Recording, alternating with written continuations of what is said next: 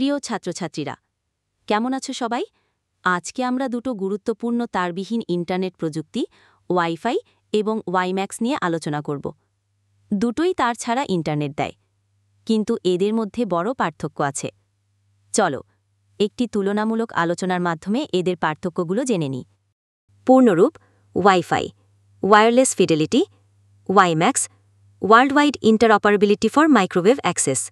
কার্যপরিধি: WiFi স্বল্প দূরত্বে কাজ করে, সাধারণত 20-50 মিটার। ওয়াইম্যাক্স দীর্ঘ দূরত্বে কাজ করে, কিছু কিলোমিটার পর্যন্ত, যেমন 50 কিমি। ওয়াইফাই মূলত বাড়ি, অফিস, স্কুলের ভেতরে তারবিহীন ইন্টারনেট সংযোগের জন্য। ওয়াইম্যাক্স শহর বা গ্রাম জুড়ে তারবিহীন ব্রডব্যান্ড ইন্টারনেট সরবরাহের জন্য, বিশেষ করে যেখানে তারের সংযোগ নেই। গতি: ওয়াইফাই তুলনামূলক কম, তবে নতুন ওয়াইফাই স্ট্যান্ডার্ডে গতি বাড়ছে। ওয়াইম্যাক্স ওয়াইফাইয়ের তুলনায় অনেক বেশি গতি দিতে পারে।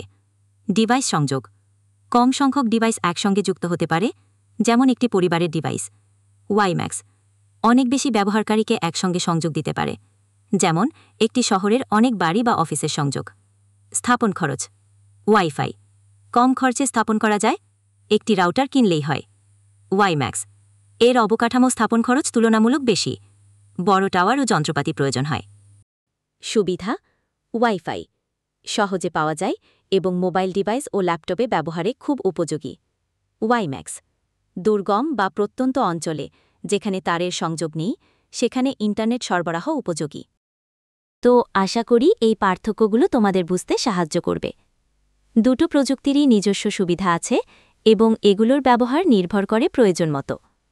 তোমাদের যদি এ বিষয়ে আর কোনো প্রশ্ন থাকে তাহলে জিজ্ঞেস করতে পারো।